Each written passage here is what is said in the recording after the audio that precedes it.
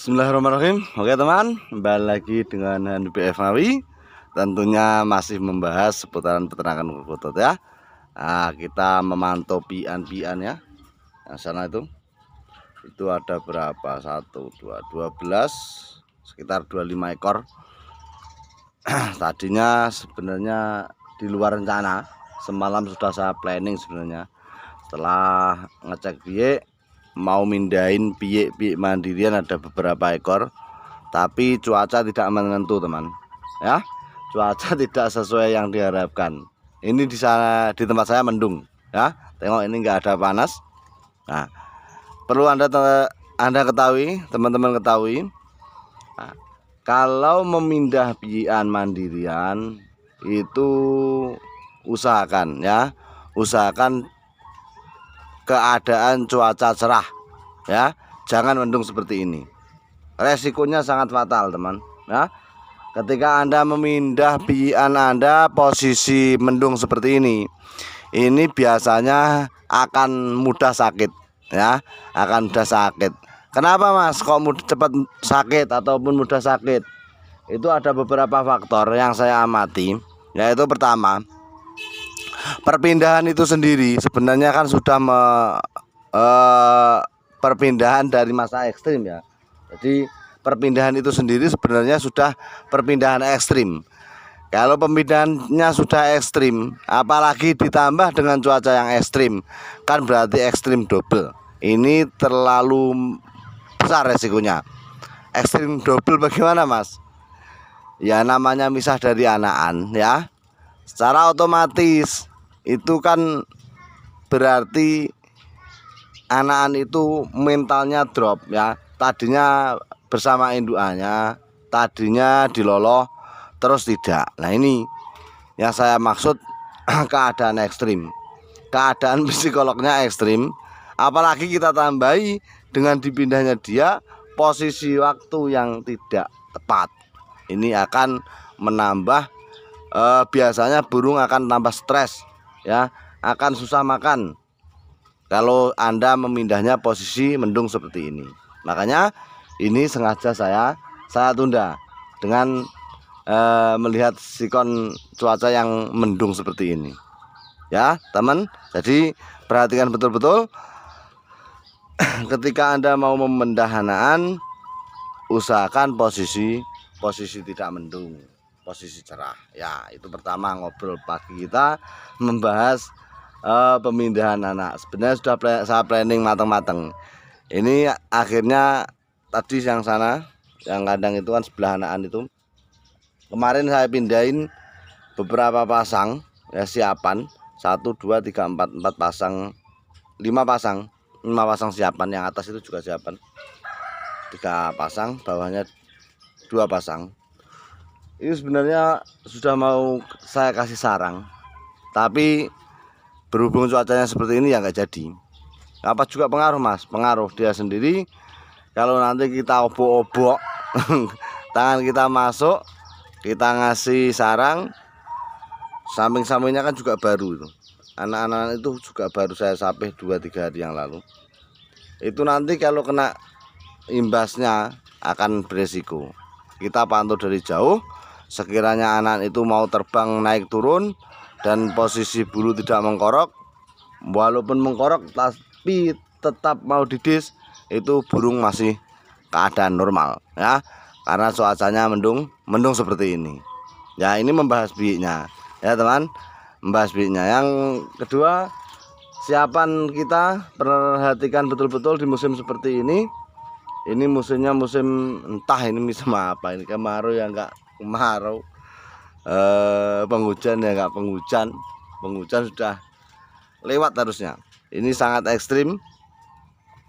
Kemarin kejadian janggal juga ya, bukannya enggak janggal tapi memang reproduksi maksimal bulan-bulan ini.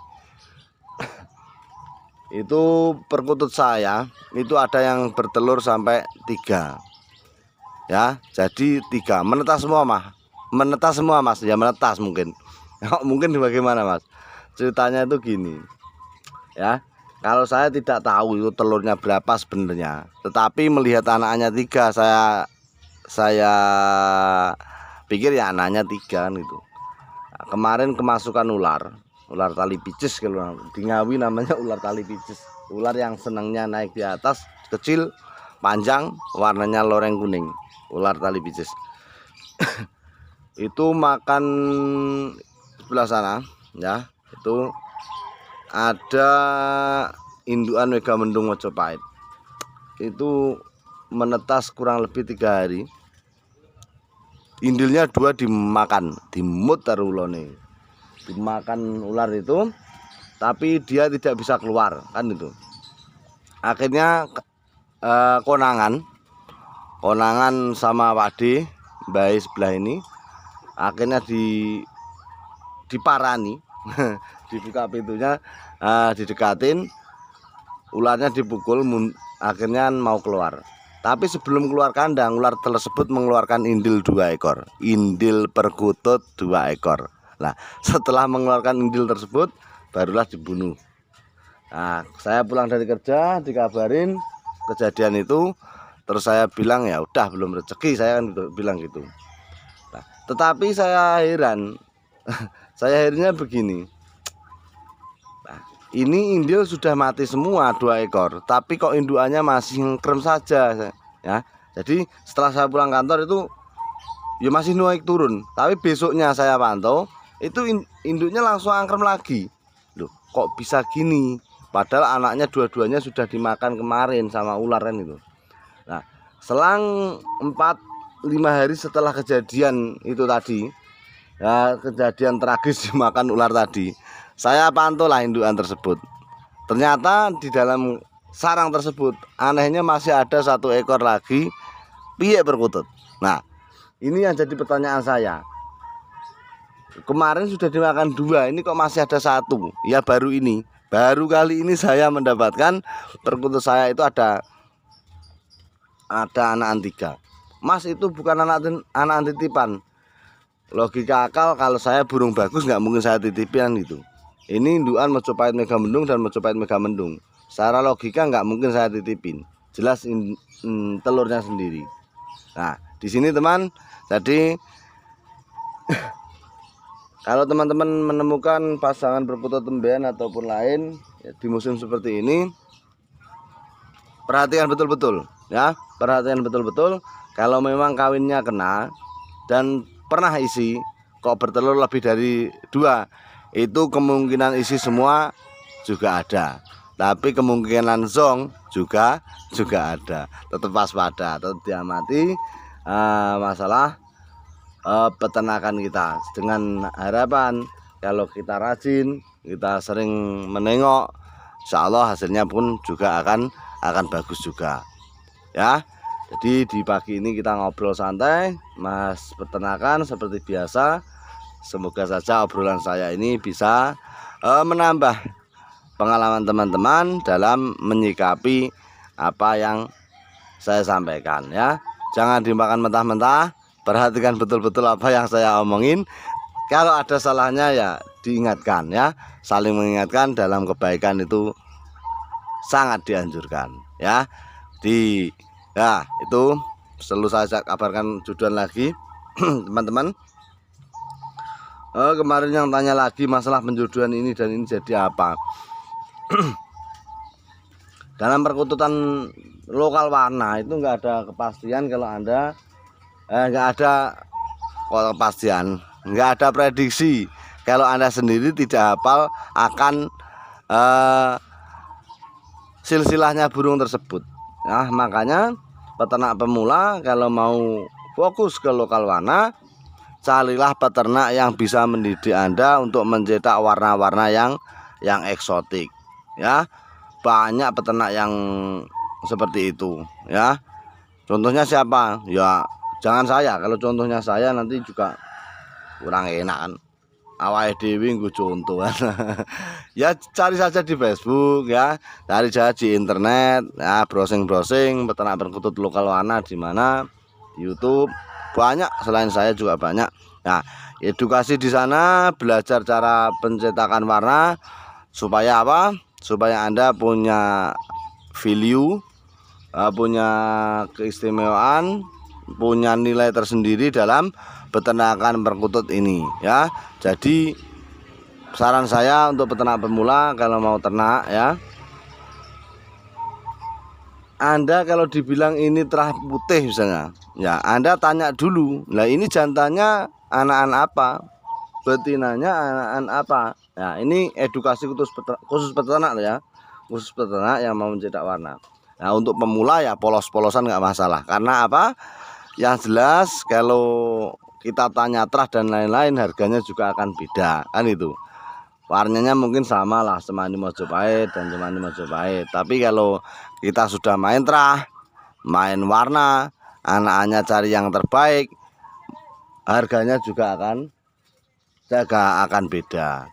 Makanya saya tekankan kepada pemula, kalau Anda beli di peternak biasanya memang harganya beda, mungkin malah murah di luaran sana ya. Peternak yang besar itu biasanya memang jaga kualitas, tapi dia juga bisa menceritakan apa yang dia jual itu ya, di kemenangannya di sini. Jadi memang nggak ada kepastian, tetapi bisa mengira-ngira lah. Jadi umpama saya ya, tuh di kandang yang atas itu anak-anaknya didis itu. Nah itu bapaknya Cemani Mojopahit ya, ibunya saya perbesar ya. Nah itu bapaknya Cemani Mojopahit, ibunya itu ya, bapaknya Cemani Mojopahit, ibunya yang ini, ibunya Cemani Split Mojopahit. Itu produk pertama mengeluarkan putih dan Cemani. Nah Cemaninya di tengah itu diapit bapak ibunya, yang putihnya di atas, baru saja saya ring kemarin ya. Ini saya bilang seperti itu, menjodohan seperti ini memang disengaja, bukan kok kebetulan enggak ya, bukannya kebetulan enggak, ini memang disengaja. Karena apa? Yang jantan itu split putih, yang betina yang Cemani biasa itu split udan mas. Nah di sini saya silangkan ya. Nanti apakah bisa seperti itu semua mas? Kalau anak-anak seperti itu ya nggak bisa semua. Semua itu cuma prediksi ya, tinggal peternaknya saja mengolah bagaimana menjadi materi terbaik ya. Belum tentu nanti kalau kamu punya anak split putih kamu jodohkan udan mas terus keluar putih, ya belum tentu ya. Semua itu hanya prediksi, hanya kira-kira saja ya. Harapan kita bisa keluar bagus itu saja, bukan yang lain. Saya tekankan lagi untuk teman-teman yang mau beli materi, siap-siap kocek yang lebih mahal, tetapi Anda akan terpuaskan dengan penjelasan peternak yang Anda soani, yang Anda tempat belajar. Jadi nanti Anda akan diceritakan silsilahnya tersebut. Tapi kalau Anda minta mas yang penting produk saja, ya malah juga dikasih dengan harga yang beda saja. Pokoknya penting Mojopahitnya, penting Mojopahit, ya paling juga dikasih kan itu. Semua itu ada kualitas, ada harga. Yang jelas seperti itu yang saya tahu. Jadi untuk teman-teman jangan salah sangka terhadap peternak. Karena apa? Biasanya peternak pemula itu sering salah sangka ya. Saya beli di peternak sana kok mahal kan itu. Saya di sini murah, ya cari saja yang murah ya. Nggak usah kita menjatuhkan peternak lain. Menjatuhkan peternak lain tidak akan bisa memuliakan kita ya. Mengolok-olok orang lain tidak akan bisa membuat kita baik. Kita berjalan dengan lumrahnya saja ya. Kalau Anda awalnya buruk, saya yakin akhirnya juga akan buruk. Meskipun di tengah jalan Anda bergelimpang emas ya. Tapi kalau Anda niat baik, jelas di tengah jalan Anda akan kocar kacir.